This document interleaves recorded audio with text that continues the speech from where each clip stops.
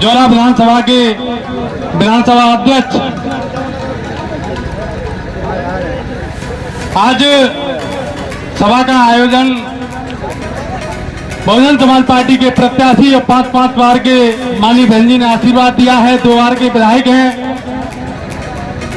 और बहुत ही अनुभवी और योग्य, देश ही नहीं पूरे प्रदेश में भी आज इस चीज की चर्चा चल रही है कि माननीय सोनराम कुशवाहा जी जोरा से बड़ी बहुमत के साथ विधायक बनने वाले हैं।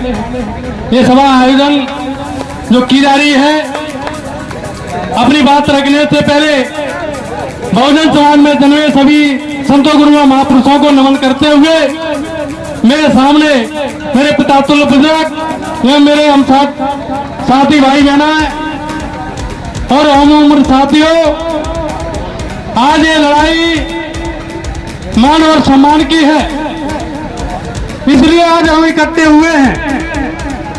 ये चुनाव ये आम चुनाव नहीं है जो इस प्रकार से हम देते आ रहे हैं अपने अमूल्य वोट को। इस वोट की वैल्यू और कीमत को हमें समझना होगा, क्योंकि ये 2 धारी तलवार है।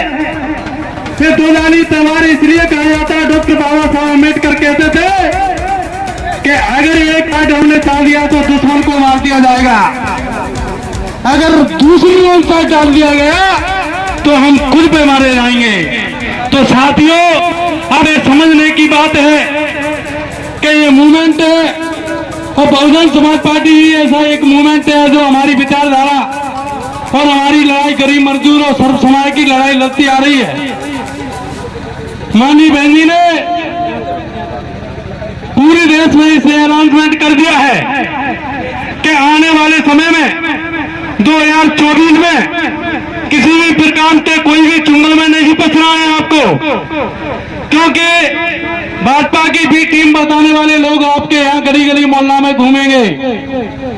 तो बहुजन समाज पार्टी की मुखिया बहन कुमारी मायावती जी ने कह दिया है कि हम किसी भी प्रकार से भाजपा के साथ चाहे मर जाए, कभी भी हम संगठन और ना समझौता करेंगे। साथियों, तो आपके बीच में भी ऐसे बहरूपिया घूमेंगे, कहेंगे कि व्यवस्था का अगर प्रत्याशी है तो बीजेपी का जीतेगा। ऐसा नहीं है, हमारी लड़ाई आज आर पार की है और बीजेपी और बीएसपी की लड़ाई है। साथियों, कांग्रेस कहीं नजर नहीं आ रही है। साहब कांचीराम ने बहुत पहले आपको बता दिया था कि आज मैंने कांग्रेस को जमीन पे इसलिए लाके दिखा दिया है क्योंकि आज कांग्रेस आज पूरी तरह द्रौपदी की तरह नहीं नजर आती है।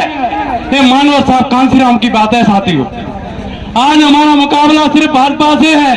हमने 2019 में 10 सांसद जीते, सबसे ज्यादा सांसद हमारी बढ़ोतरी में आए। साथियों, मुकाबला जोरा का है और जोरा की सीट आप समझ लिए कि पूरे प्रदेश के अंदर अगर यहां से प्रत्याशी जीता है तो आप समझ लीजिए कि मुख्यमंत्री का दावेदार प्रत्याशी माना जाएगा।